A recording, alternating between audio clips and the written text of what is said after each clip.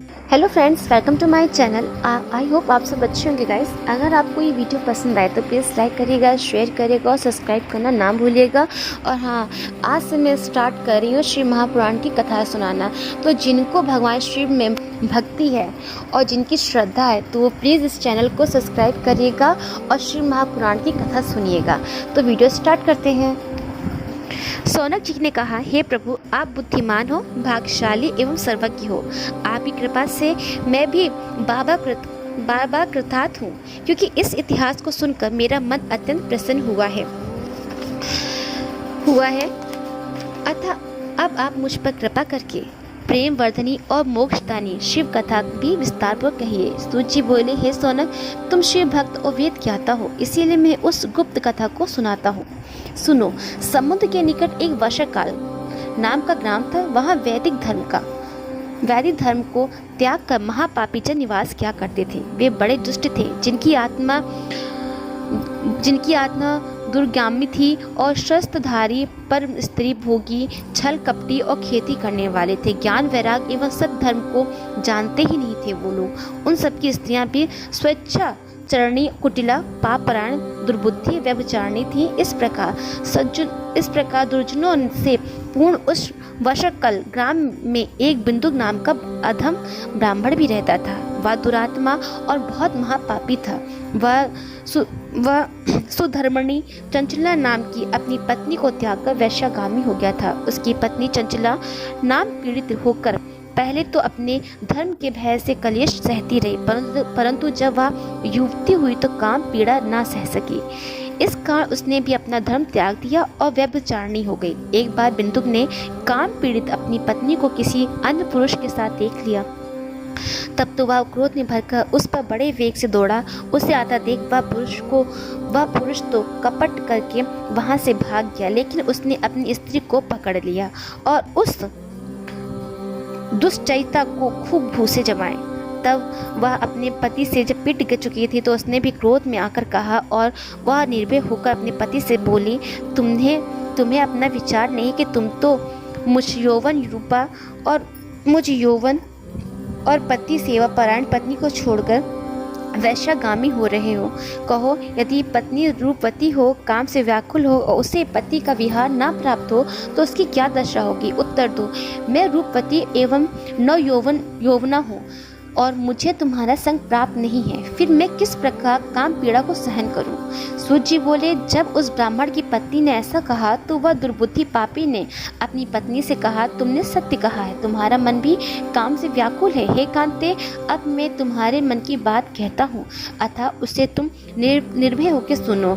तुम निर्भय होकर पर पुरुषों के साथ विहार करो, परंतु उनसे धन भी लेती रहो, क्योंकि मैं वैश्यागामी हो गया हूँ। इसीलिए तू उनसे धन लेकर मुझे देती रहे, जिससे मेरा और तेरा दोनों का स्वार्थ सिद्ध होता रहेगा। सूत जी बोले, पति की यह बात सुनकर चंचला बहुत प्रसन्न हुई और पति की यह बात उसने मान ली।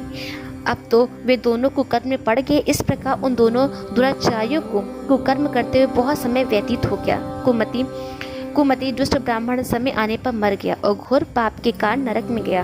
बहुत काल तक निरंतर नरक भोगने के बाद उसके अनंतर पापी विंध्याचल पर्वत पर भयंकर पिशाच हुआ। अब बिंदुक पति के मर जाने पर मूर्ख चंचला पर पुरुषों के साथ घर पे रह गई। पर पुरुषों के साथ उसका यौवन बीतने लगा। एक बार देव योग से पुण्य पर्व के आने पर वह नारी बंधुओं के साथ गोकर्ण क्षेत्र में आ गई। बंधुओं के प्रसंग से उसने भी तीर्थ पर स्नान किया। बंधुओं के साथ इधर उधर घूमती रही। किसी देवालय में पहुंचकर उसने देवज्ञ के मुख से शिव महापुराण की पवित्र कथा सुनी। कथा में उसने सुना, जो स्त्री पर पुरुषों के साथ व्यभिचारी करती है, उसे यमलोक में यमदूत लोहे के परिधि को तपाकर उसकी योनि में डाल देते हैं। उस वैराग्य वर्धनी कथा को सुनकर वह भय से कांप उठी।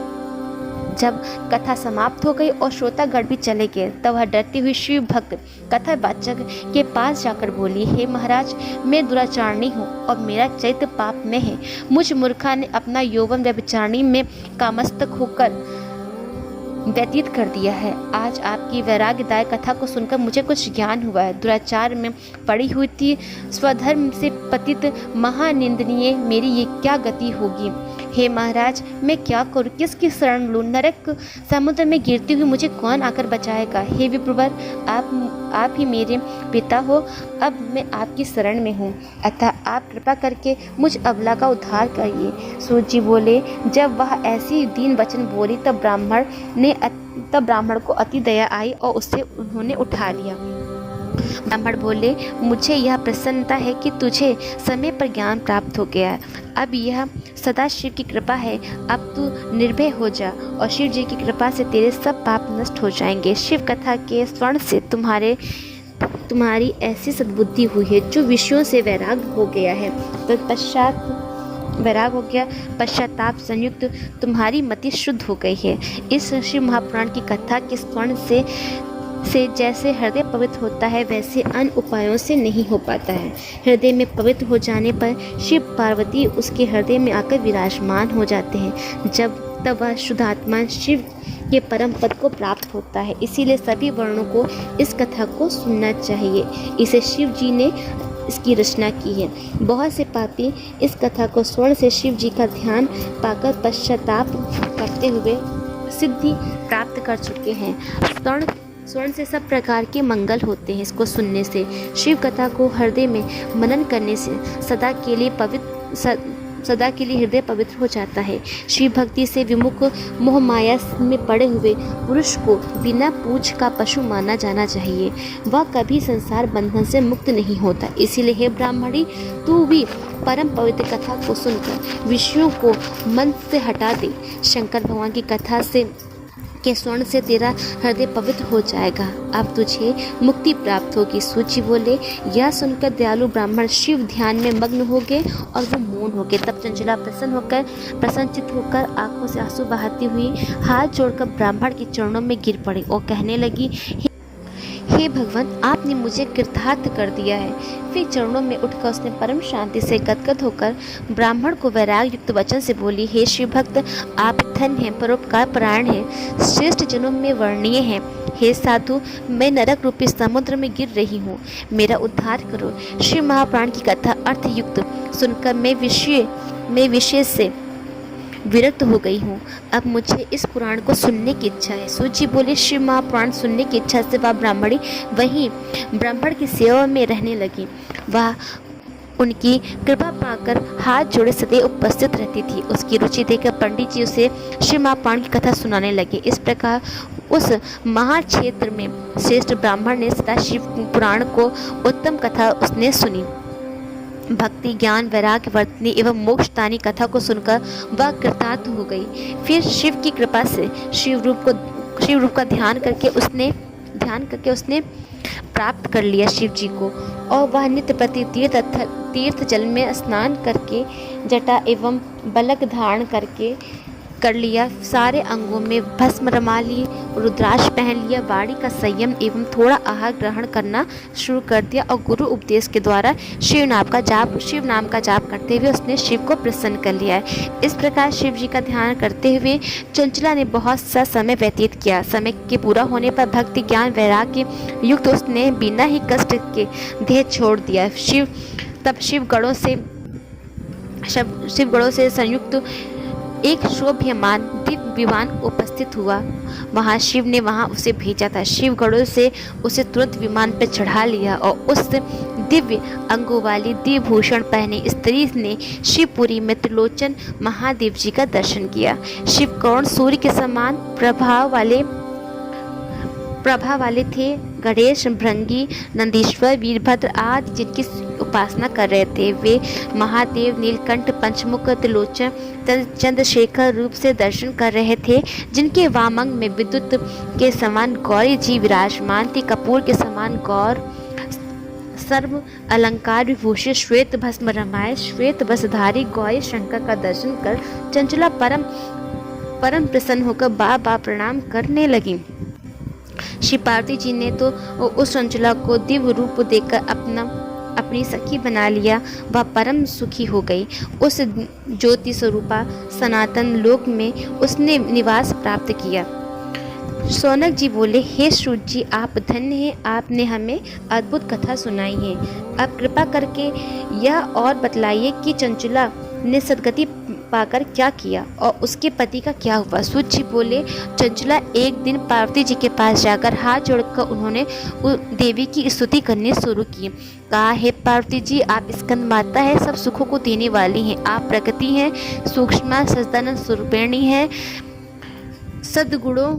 सद्गुण ब्रह्मा आदि वेदों में श्रेष्ठ हैं, देवों में श्रेष्ठ हैं, सृष्टि स्थिति कल्याणदानी प्रलयकारी आप हो, तीनों लोगों की परम प्रतिष्ठा करने वाली हो। चंचला इस प्रकार पार्वती जी की स्तुति प्रेम आंसू बहाते हुए नतमस्तक होकर मौन हो गई। तब भक्त वत्सला शंकर प्रिया पार्वती जी ने प्रसन्न होकर चंचला से कहा, हे सखी चंचले, मैं तेरी स्तुति से बहुत प्रसन्न हूँ, तुम वर मांगो।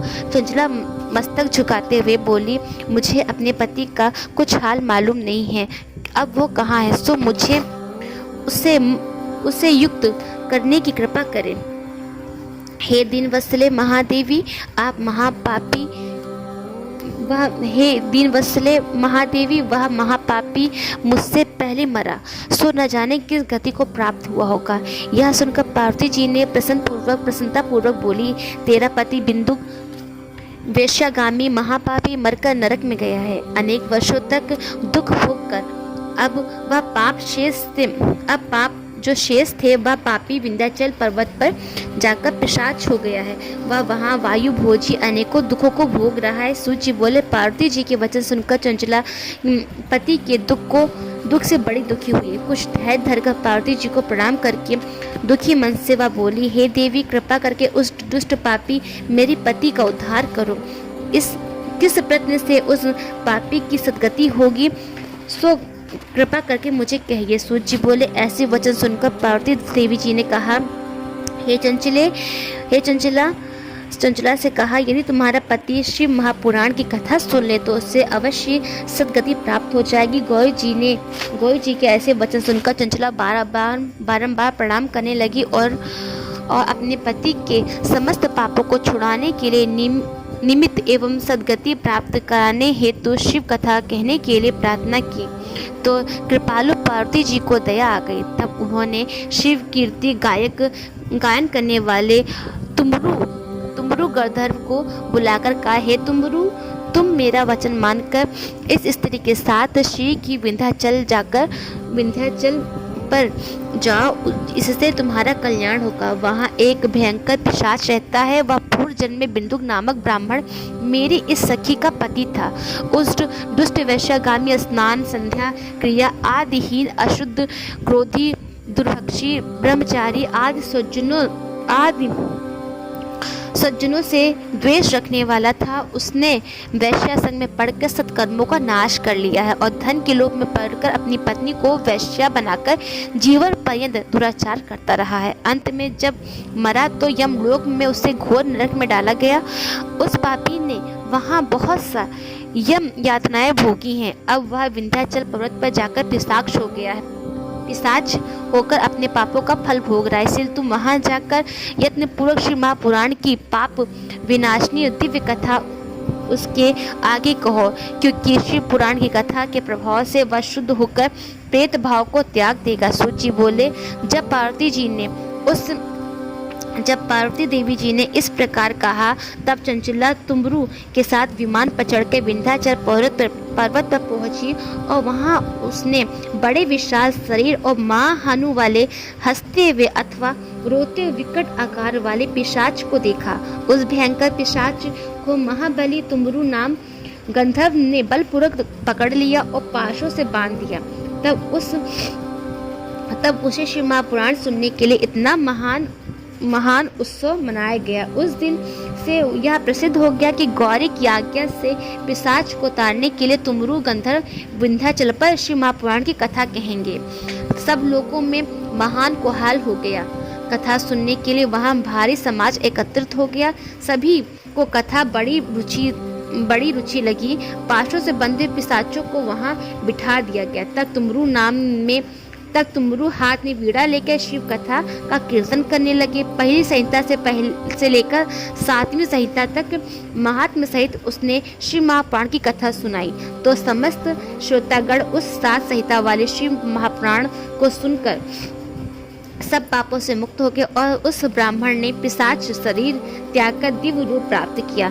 तब उसकी पत्नी को देखकर समस्त देवर्षि विस्मित एवं आनंदित हुए और प्रसन्न होकर शिव यश गान करते हुए अपने अपने लोकों को चले गए। तत्पश्चात बिंदु भी अपने पत्नी सहित विमान पर बैठकर तुमरू के साथ शिव गुणगान करता हुआ शिवलोक को गया। तब भगवान शंकर ने पार्वती सहित उसका बड़ा आदर किया और उससे अपना गढ़ बना लिया। जो कोई इस पवित्र कथा को श्रद्धा पूर्वक सुनता है एवं कीर्तन करता है, वह इस लोक में सुखों को भोग कर अंत में मुक्ति को प्राप्त करता है।